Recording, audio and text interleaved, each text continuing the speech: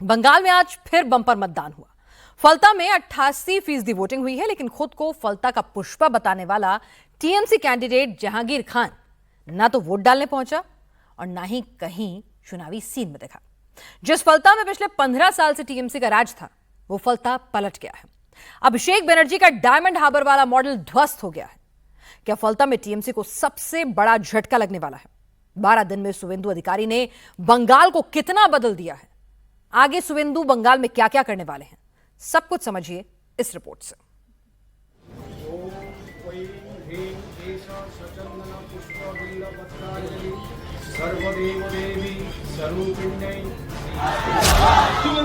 बंगाल का चुनाव पलट गया है। फलता फुल ऑन भगवा हो गया है। बचपन जैसे था अभी ऐसे ही लग रहा, बचपन का तरफ। हाँ, अभी बहुत अच्छा है। नहीं, अभी डर का नहीं। 15 साल पहले डर था, लेकिन अभी डर नहीं है। फलता का पुष्पा झुक गया है। धमकीबाज जहांगीर खान लापता हो गया है। फलता विधानसभा क्षेत्र में रीपोलिंग के दौरान जहांगीर खान यानी कि तृणमूल कांग्रेस के उम्मीदवार वो अपने घर पे भी नहीं दिखे, अपने इलाके में भी नहीं दिखे। उनके घर पे ताला लगा हुआ है और उनके जो पार्टी ऑफिस है फलता इलाके में वो भी ताला लगा हुआ है। बंगाल में बॉर्डर पर नपाई शुरू हो गई है। घुसपैठियों पर एक्शन हो रहा है। फिनिशिंग होने से बहुत अच्छा काम होगा और ये जो सरकार डिसीजन लिया है 45 दिन के अंदर पूरा फिनिशिंग का काम होगा। इससे हम लोग और बॉर्डर का जनता बहुत खुश है और जितना जल्दी हो सके ये होना चाहिए। बंगाल में स्कूलों के बाद अब सरकारी मदरसों में वंदे मातरम अनिवार्य हो गया है।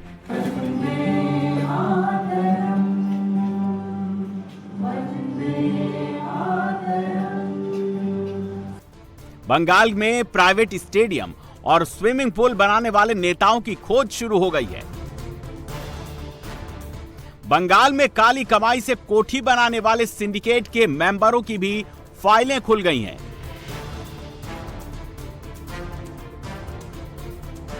जो बंगाल में पिछले 15 साल में नहीं हुआ, जो ममता बनर्जी अपने 3 टर्म में नहीं कर पाई, वो शुवेंदु ने बंगाल में 12 दिन में कर दिया है। 12 में शुवेंदु ने 12 ऐसे फैसले लिए जिसने बंगाल सुधरने लगा है। 12 दिन में बंगाल में क्या नहीं हो गया। बंगाल में बुलडोजर चल गया, पत्थरबाजों को अल्टीमेटम मिल गया, सड़क पर नमाज पर रोक लगा दी गई, गौकशी पर बैन लग गया। बंगाल में हर रोज कहीं ना कहीं किसी न किसी सिंडिकेट के मेंबर पर छापा पड़ रहा है। बंगाल में रोज कहीं ना कहीं किसी न किसी टीएमसी नेता की कार्यकर्ता की गिरफ्तारी हो रही है और पुलिस ही पुलिस को पकड़ रही है। लेकिन बंगाल के पिक्चर से एक्शन खत्म नहीं हो रहा। हर दिन बंगाल से एक के बाद एक ब्रेकिंग न्यूज आती है। हर दिन बंगाल में शुवेंदु का एक्शन हेडलाइन बन रहा है। बंगाल में सरकार बदल गई है। अब बंगाल का सिस्टम, रिवाज और चुनाव सब बदलना शुरू हो गया है। যারা আমাদের ব্যঙ্গ বিদ্রুপ করেছে না, এই ডায়মন্ড হারবারে বিজেপির প্রার্থী আর এখানকার বিজেপির প্রার্থী ঘাড় ধরে নিয়ে গিয়ে ডায়মন্ড হারবারে মাছের বাজারে বসিয়ে মাছ কাটাবো, মাছ বিক্রি করাবো।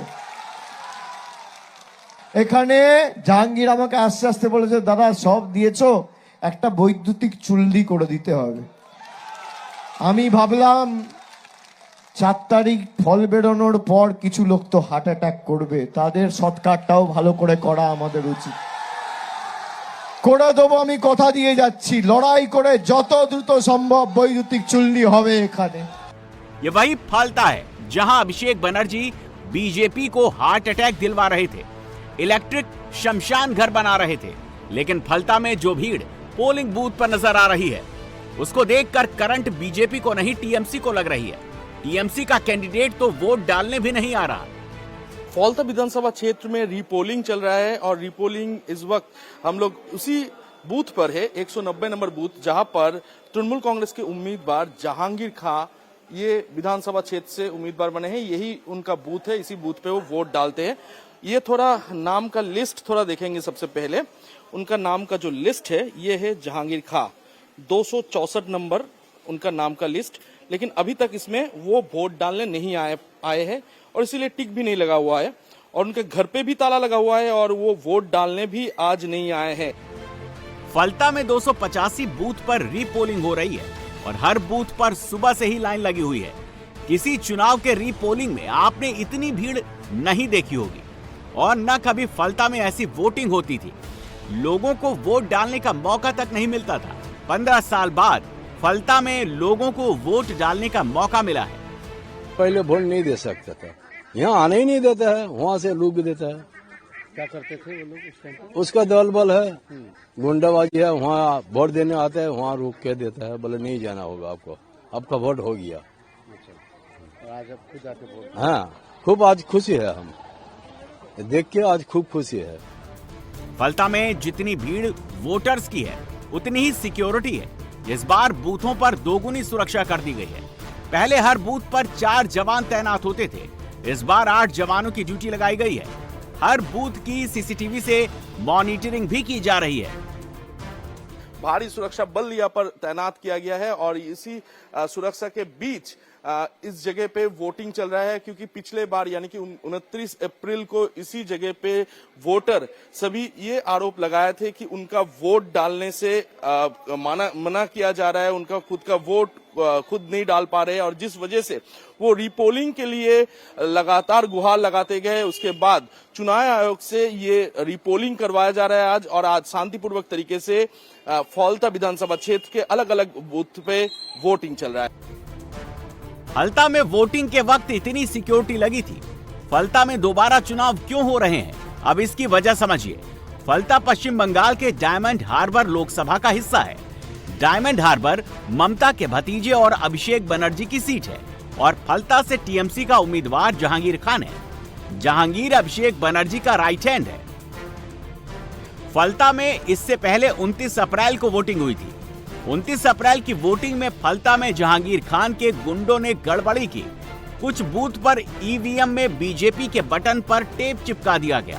सीसीटीवी कैमरों से छेड़छाड़ की गई थी। इतना ही नहीं, वोटिंग के बाद फलता में हिंदुओं के साथ जहांगीर के गुंडों ने मारपीट की और 2 मई को पहली बार हिंदू अपने हक के लिए सड़क पर उतरे, जिसके बाद फलता के ईवीएम और सीसीटीवी कैमरों की जांच हुई।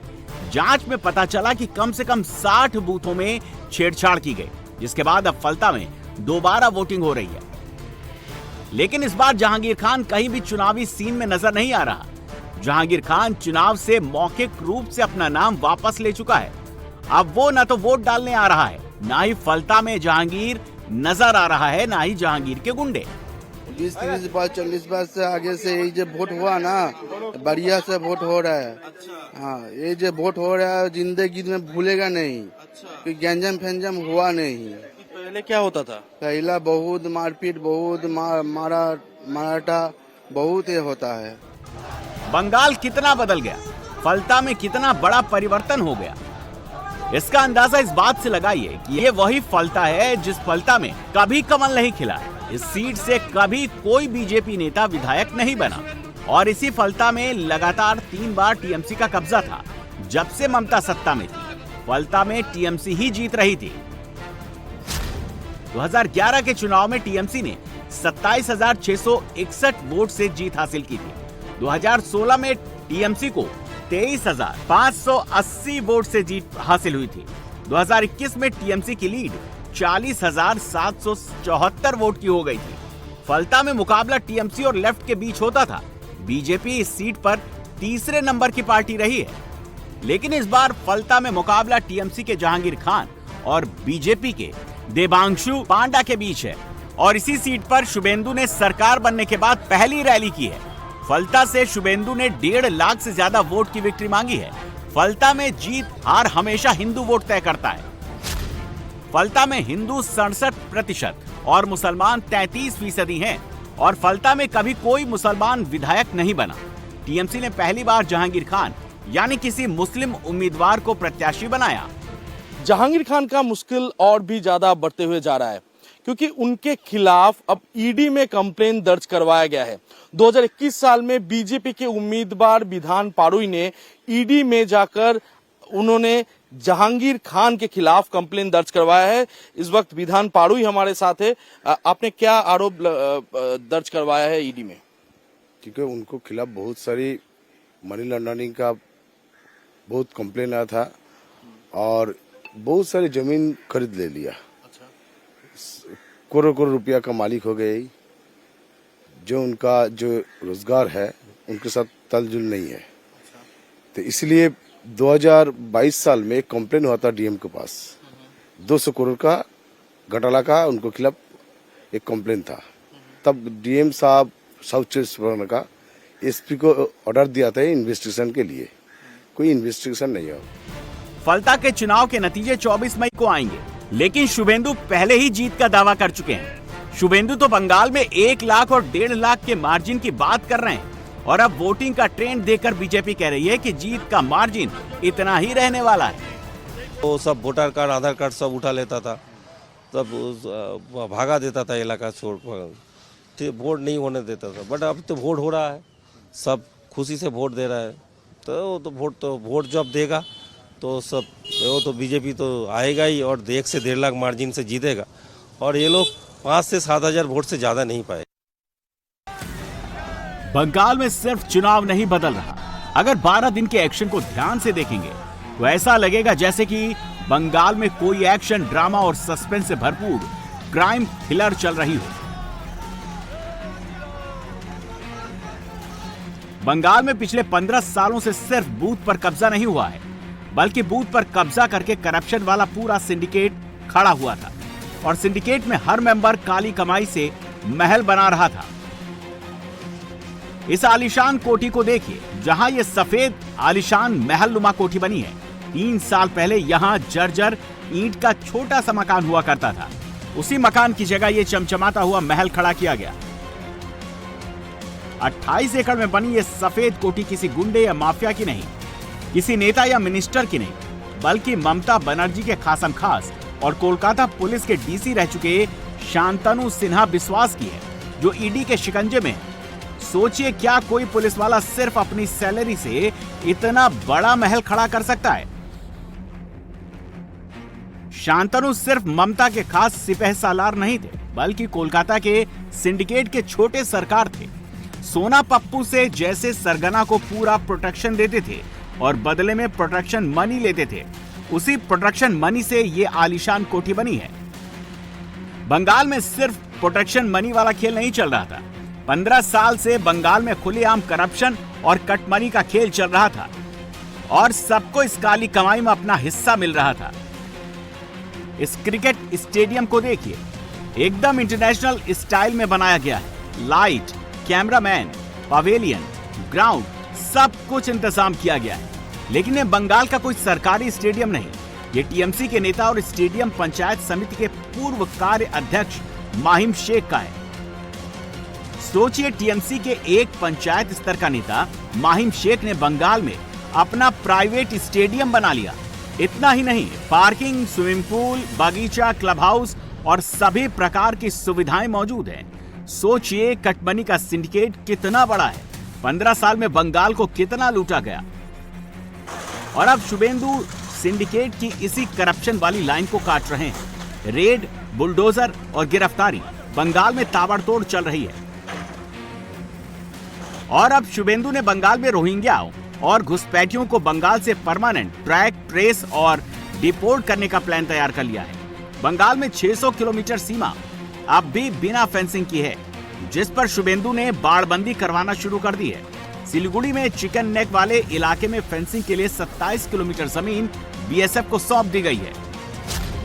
अब शुभेंदु बंगाल में सीएए यानी नागरिकता संशोधन कानून को लागू कर चुके हैं। मतलब ये कि डबल अटैक शुरू हो गया है। अब बंगाल में कागज दिखाना ही होगा। ये काम 12 साल से पेंडिंग था।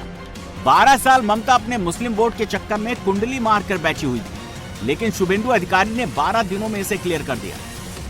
সিএর অন্তর্ভুক্ত যারা, অর্থাৎ সিএতে বলা আছে 7টা কমিউনিটি বা ধর্ম পালন করা লোকেরা, তারা সিটিজেনশিপ অ্যামেন্ডমেন্ট অ্যাক্টের আওতায় আসবেন এবং তাদেরকে যারা 31/12/2024 পর্যন্ত এসেছেন তাদেরকে কোনো পুলিশ কোথাও হ্যারাসমেন্ট ডিটেন্ট করতে পারবে না।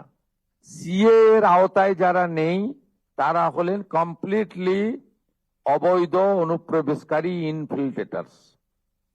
তাদেরকে সরাসরি রাজ্য পুলিশ গ্রেপ্তার করবে এবং ডিটেন করবে এবং হ্যান্ডওভার করবে বিএসএফ এর হাতে।